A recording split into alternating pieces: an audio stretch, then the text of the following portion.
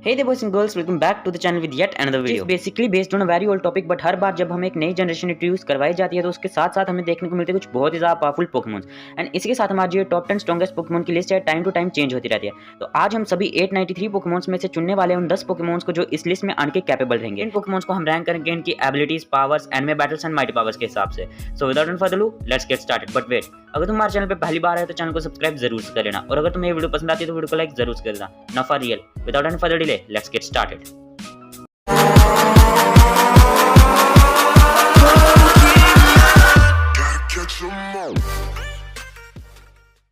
Number 10 Kyurem.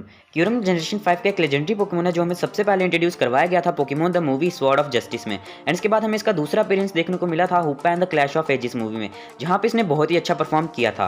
क्यूरम के base stats total 660 रहते हैं एंड इसके बेस स्टैट्स में हमें इसका अटैक और स्पेशल अटैक बहुत ही ज़्यादा इंप्रेसिव देखने को मिलता है, जिससे बेसिकली ये इंडिकेट होता है कि क्यूरम एक ऑफेंसिव पोकेमॉन है, ना कि एक डिफेंसिव पोकेमॉन। हमें इसकी पोकेडेक्स एंट्री में साफ साफ देखने को मिला है कि इसकी बॉडी का टेम्परेचर बहुत ज़्यादा कम रहता है एंड उसकी वजह से इसके अंदर एक ऐसी पावर रिसाइड करती है जो इसे रेशियम और जैक्रोम के साथ मर्ज होने की एबिलिटी दे देती है। क्यूरम की सबसे बड़ी पावर्स रहती है इसकी फॉर्म्स, जो कि है white Kyurem and black Kyurem. White Kyurem basically एक special attacker and black Kyurem एक फिजिकल अटैकर। एंड क्यूरम की फॉर्म के साथ साथ उसके स्पेशल अटैक भी चेंज होते रहते हैं। अगर क्यूरम अपनी नॉर्मल फॉर्म में है तो उसका सिग्नेचर मूव रहेगा ग्लेसाइड, अगर व्हाइट क्यूरम है तो उसका सिग्नेचर मूव रहेगा आइस बर्न, एंड अगर ब्लैक क्यूरम है तो उसका सिग्नेचर मूव रहेगा फ्रीज शॉक।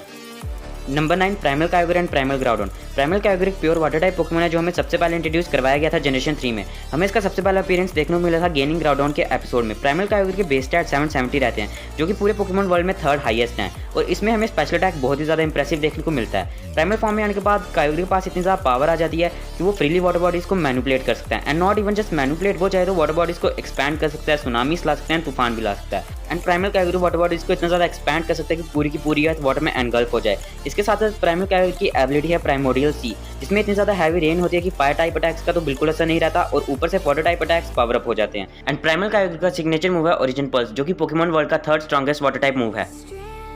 प्राइमल ग्राउडोन एक ग्राउंड और फायर टाइप का पोकेमॉन है जो हमें सबसे पहले इंट्रोड्यूस करवाया गया था जेन 3 में। इसके बेस स्टैट्स भी 770 रहते हैं, जिसमें इसके अटैक स्टैट्स बहुत ही ज़्यादा इंप्रेसिव देखने को मिलते हैं। प्राइमल फॉर्म में आने के बाद कायोगर के पास बहुत सी पावर्स आ जाती है एंड उनमें से एक पावर है लैंड का फुल कंट्रोल। ये चाहे तो वोल्केनोस को इरप्ट करवा सकता है, लैंड को बढ़ा सकता है, एंड इवन एक समुद्र जहाँ पे लैंड का एक टुकड़ा भी ना हो वहाँ पे एक पूरा कॉन्टिनेंट बना सकता है। कहा जाता है कि इस पोकेमॉन के पास इतनी ज़्यादा पावर है एंड इसलिए ये हमेशा कायोगर के साथ लड़ता रहता है अपनी टेरिटरी को फैलाने के लिए। प्राइमल ग्राउडोन की एबिलिटी है डिसोलरेट लैंड, जिसकी मदद से अपनी सबसे बड़ी वीकनेस वाटर टाइप पोकेमॉन्स को ओवरकम कर लेता है, नियरली अनबीटेबल हो जाता है। प्राइमल ग्राउडोन का सिग्नेचर मूव है प्रिस्पाइस ब्लेड्स, जिसमें ये 6 बड़े बड़े ब्लेड से अटैक करता है। एंड अगर तुम्हें 6 के 6 ब्लेड लग जाए तो तुम्हारे बचने का कोई भी चांस नहीं रहेगा। एंड प्रिस्पाइस ब्लेड्स पोकेमॉन वर्ल्ड का स्ट्रॉन्गेस्ट ग्राउंड टाइप मूव है। नंबर 8 हूपा। हूपा जनरेशन 6 का एक मिथिकल पोकेमॉन है जो हमें सबसे पहले देखने को मिला था Hoopa and the clash of ages movie में, जहां पे इसने एंटागोनिस्ट के तौर पे एक बहुत ही अच्छी परफॉर्मेंस दी थी और काफी ज्यादा तबाही मचाई थी। हूपा के 2 फॉर्म्स रहते हैं, जो कि हूपा कन्फाइंड एंड हूपा अनबाउंड। हूपा अनबाउंड के बेस स्टैट 680 रहते हैं, जिसमें हमें इसका अटैक एंड स्पेशल अटैक बहुत ही ज्यादा इंप्रेसिव देखने को मिलता है। हूपा अपने लूप्स की मदद से किसी भी पोकेमॉन को समन कर सकता है, इसी वजह से ये अकेला पूरे 7 पोकेमॉन के बराबर है एंड बिना लड़े किसी भी फाइट को बहुत ही आराम से जीत सकता है। बट इसका मतलब ये नहीं कि ये बहुत ज्यादा कमजोर होगा। इस पोकेमॉन ने बहुत से लेजेंडरी पोकेमॉन्स को बहुत ही आसानी से हराया है एंड ये साफ साफ बल्बापीडिया पे लिखा गया है। इसके साथ साथ हम मूवी 18 में ये भी देख चुके हैं किस तरह से इसने रेशियम, कायोगर एंड रेजिगिगस के स्पेशल अटैक को अपने आप पे लिया था एंड इसको खरोंच तक नहीं आई। हूपा का सिग्नेचर मूव उसकी फॉर्म के साथ साथ चेंज होता रहता है। अगर हूपा अपनी कन्फाइंड फॉर्म में तो उसका सिग्नेचर मूव रहता है हाइपर स्पेस होल, एंड अगर वो अपनी अनबाउंड फॉर्म में तो उसका सिग्नेचर मूव रहता है hyperspace fury. And Hoopa can also wrap reality with the help of its portals. Number 7 Dialga. Dialga generation 4 का एक dragon and steel type Pokemon है जो सबसे पहले इंट्रोड्यूस करवाया गया था Pokemon the movie rise of Darkrai में। डियाल्गा के बेस स्टैट 680 रहते हैं, जिसमें इसका स्पेशल अटैक बहुत ही ज्यादा इंप्रेसिव है, और हम सब जानते हैं कि डियाल्गा गॉड ऑफ टाइम है, ये टाइम को फ्रीली मैनिपुलेट कर सकता है। ये चाहे तो पास्ट और प्रेजेंट कभी भी जा सकता है, बट ये अपनी माइटी पावर्स का इस्तेमाल बहुत ही ज्यादा कम करते हैं। एंड इसके साथ just like other members of creation trio, Dialga अपने अलग ही डायमेंशन में रहता है जहाँ पे time, antimatter and space matter नहीं करते। डियाल्गा की हर एक ब्रेथ के साथ टाइम और ज्यादा स्टेबल होता जाता है एंड इसका स्पेशल मूव रहता है टाइम ऑफ रोड, जिसकी मदद से किसी भी पोकेमॉन को बहुत ही आसानी से ढेर कर सकता है। और हमें ये नहीं भूलना चाहिए कि वही पोकेमॉन है जिसने Pokemon the movie rise of Darkrai में पाल्की को पूरी तरह से ओवरपावर कर दिया था एंड उसके पर्ल में टाइम ऑफ रोड की मदद से एक ऐसा क्रैक ला दिया था जिसकी वजह से रियलिटी अल्टर हो रही थी, यानी पूरी तरह से ऑलमोस्ट टाउन को तबाह करने वाले थे। एंड अकॉर्डिंग टू रूमर्स हमें डियाल्गा की स्पेशल फॉर्म देखने को मिलती है कुछ गेम्स में, जिसका नाम है प्राइमल डियाल्गा, एंड अब तक उसकी पावर्स क्या है ये हमें बिल्कुल भी रिवील नहीं की गई हैं। And in Pokemon the movie rise of the डार्कराय हम ये देख चुके हैं किस तरह से डियाल्गा ने पाल्की की मदद से स्पेस टाइम डिस्टॉर्शन को रोका था। नंबर 6 पे आता है कैलोस रीजन का लेजेंडरी पोकेमॉन ज़ायगार, जिसे हम ऑडो पोकेमॉन के नाम से भी जानते हैं। ज़ायगार हमें सबसे पहले इंट्रोड्यूस करवाया गया था जनरेशन 6 में और वो एक डुअल टाइप पोकेमॉन रहता है। ज़ायगार के बेस स्टैट 708 रहते हैं, जिसमें हमें इसका एचपी बहुत ही ज़्यादा इंप्रेसिव देखने को मिलता है। ज़ायगार ने अपना debut Pokemon the series XYZ के फर्स्ट एपिसोड में कर लिया था। ज़ायगार एक अकेला ऐसा पोकेमॉन है जिसके पास टोटल में 5 फॉर्म्स एंड 4 सिग्नेचर मूव्स, जो कि हैं land storm, 1000 arrows, 1000 waves and core enforcer. अपनी कंप्लीट फॉर्म में आने के बाद ज़ायगार बहुत ही हाई अमाउंट में एनर्जी एमिट करता है और हमें पहले ही देख चुके हैं जिस क्रिएचर को ऐश, अलान, डियांथा, स्टीवन एंड 8 जिम लीडर्स मिलकर भी नहीं रोक पाए थे, उसे अकेले किस तरह से ज़ायगार ने सिर्फ कुछ मूव्स के अंदर रोक दिया था। बहुत ही कम पोकेमॉन रहते हैं जो ज़ायगार के सामने खड़े होने की हिम्मत रखते हैं, बट जो चीज़ इसे सबसे ज़्यादा ड्रेडफुल बनाती है वो है इसका ट्रूली मर्सीलेस नेचर। अगर ये चाहे तो ये किसको भी खत्म कर सकता है अगर तुमने ऑर्डर ब्रेक किया हो। जैसे कि हम पहले ही एनिमे में देख चुके हैं किस तरह से ज़ायगार ने अपनी 50% फॉर्म में सिर्फ एक अटैक के साथ एक पूरे के पूरे किंगडम को खत्म कर दिया था, just because they were going to disturb the order between the life and death. Ultra Necrozma generation 7 का एक पोकेमॉन है जो हमें इंट्रोड्यूस करवाया गया था prism of light and darkness episode में। अल्ट्रा नेक्रोज़मा एक ड्रैगन साइकिक टाइप पोकेमॉन है जिसके बेस स्टैट 754 रहते हैं। इसके बेस स्टैट्स में हम इसका attack, special attack and speed बहुत ही ज़्यादा इंप्रेसिव देखने को मिलती है। अल्ट्रा नेक्रोज़मा को हम ब्लाइंडिंग वन के नाम से भी जानते हैं। अल्ट्रा नेक्रोज़मा किसी भी एक यूनिवर्स से दूसरे यूनिवर्स में बहुत ही जल्दी ट्रैवल कर सकता है एंड इसके पास वर्म होल क्रिएट करने की भी एबिलिटी रहती है।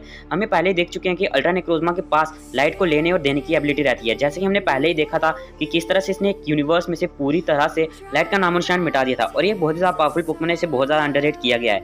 ये लाइट ट्राइब का मेंबर है, उनका सबसे स्ट्रॉन्गेस्ट मेंबर भी, एंड ये अकेले सोलगली और लुनालो को हैंडल कर सकता है। अल्ट्रा नेक्रोज़मा का सिग्नेचर मूव है प्रिज्मेटिक लेजर्स, जिसमें अपनी पूरी बॉडी से बहुत ही हाई टेम्परेचर के लेजर्स को शूट करता है जो किसी भी चीज़ के आर पार जा सकते हैं। अल्ट्रा नेक्रोज़मा के जी मूव का नाम है लाइट डेट बंडर स्काई, जिसमें अपने आसपास की सभी लाइट को इकट्ठा करके अपने फो पे एक एनर्जी बॉल बना के फेंक देता है। अल्ट्रा नेक्रोज़मा की एबिलिटी का नाम है न्यूरोफोर्स, जिससे अपने सुपर इफेक्टिव मूव्स को और भी ज़्यादा बूस्ट कर देता है, दुश्मन पे और भी ज़्यादा डैमेज डील करता है। नंबर 1 पे आता है one of the strongest dragon type Pokemon, आसमान का बेताज बादशाह रिक्वेजा। एंड कहा जाता है कि रिक्वेजा वो पहला पोकेमॉन था जिसने मेगा एवोल्यूशन को मास्टर किया था एंड यही सबसे पहला मेगा इवॉल्व होने वाला पोकेमॉन था। रिक्वेजा के बेस स्टैट 780 रहते हैं, जिसमें हमें इसका स्पेशल अटैक एंड अटैक बहुत ज़्यादा इंप्रेसिव देखने को मिलता है एंड इसके बेस स्टैट्स पोकेमॉन वर्ल्ड में सेकंड हाईएस्ट रहते हैं। हमें ये जानते हैं कि इसके पास बहुत सारे मैट्स हैं, जैसे कि इसने सिर्फ एक ही ड्रैगन पल से बहुत सारी मशीन्स को तबाह कर दिया था, एक ही ड्रैगन डिस्टेंस से एक बड़े से मीटियोराइट को तबाह किया था, सिर्फ कुछ मूव्स में इसने डिऑक्सिस को हराया था एंड एक ही ड्रैगन डिस्टेंस से इसने primal Kyogre, primal Groudon, mega Charizard and mega Metagross जैसे पोकेमॉन्स को ढेर किया था। एंड कहा यह भी जाता है कि इसके पास वेदर का फुल कंट्रोल रहता है, चाहे तो वेदर को फ्रीली मैनिपुलेट कर सकता है। इसके साथ साथ हम ये भी देख चुके हैं किस तरह से Hoopa and the clash of ages movie में शाइनी मेगा रिक्वेजा ने primal Kyogre, primal Groudon, Dialga, Palkia, Giratina and white Kyurem को अकेले ही हैंडल किया था एंड रियल मेगा रिक्वेजा को आज तक किसी भी फाइट में एक से ज्यादा ड्रैगन एसेंट यूज करने की जरूरत नहीं पड़ी है। रिक्वेजा ने अपनी ज्यादातर फाइट्स विद इन 5 मिनट में खत्म की हैं, अगर उसकी कोई फाइट ज्यादा लंबी चली भी है तो उसमें से ज्यादा स्ट्रगल करने की जरूरत नहीं पड़ी और बहुत ही आसानी से वो उन सभी फाइट्स को जीता भी है।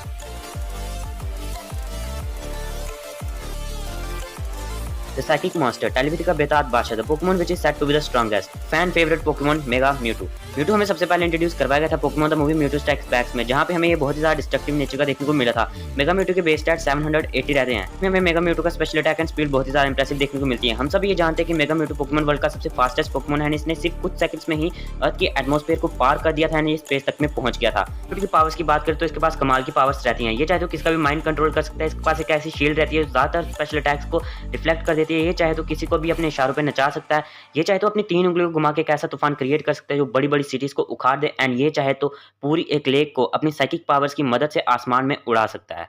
को हम जानते हैं इसलिए बनाया गया था ताकि हम उसे सबसे स्ट्रॉन्गेस्ट पोकेमॉन कह सके एंड इसका स्पेशल मूव रहता है साइज स्ट्राइक, जो कि पोकेमॉन वर्ल्ड का एक बहुत ज़्यादा पावरफुल साइकिक टाइप मूव है।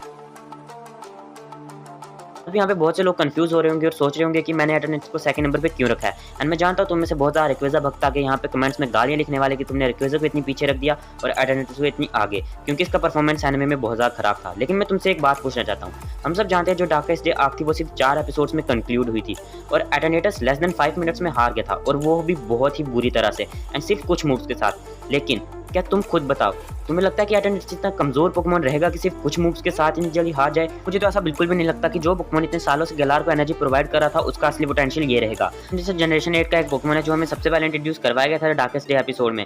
इस पोकेमॉन के बेस स्टैट 690 रहते हैं, जहां पे इसका HP, defence and special attack बहुत ज्यादा इंप्रेसिव देखने को मिलता है। एटर्नेटस के पास टोटल में 2 फॉर्म्स रहती हैं, एक इसकी नॉर्मल फॉर्म एंड एक इसकी Eterna max form. Eterna max form में इसके बेस स्टैट्स 1125 हो जाते हैं, हाँ तुमने एकदम सही सुना, एंड इसके बेस स्टैट्स पोकेमॉन वर्ल्ड में सबसे हाईएस्ट रहते हैं। इसके पास 2 स्पेशल अटैक हैं। एक का नाम है डायनामैक्स कैनन एंड दूसरे का एटर्नामैक्स बीम। अगर तुम्हें नहीं पता तो एटर्नामैक्स बीम पोकेमॉन वर्ल्ड का सबसे स्ट्रॉन्गेस्ट ड्रैगन टाइप मूव है, जिसके एक हिट से ही तुम पूरी तरह से खत्म हो जाओगे एंड तुम्हारे बचने का कोई भी चांस नहीं रहेगा। एंड हमने आज तक इसका असली पोटेंशियल नहीं देखा है और मैं तुम्हें फिर से ये कहना चाहूँगा, अगर तुम सोचते हो कि तुम डार्केस्ट डे आर्क पर इसको कंक्लूड कर सकते हो तो ऐसा बिल्कुल भी नहीं है। हमें अब भी देखने को बाकी है कि यार ये पोकेमॉन क्या कर सकता है और क्या नहीं।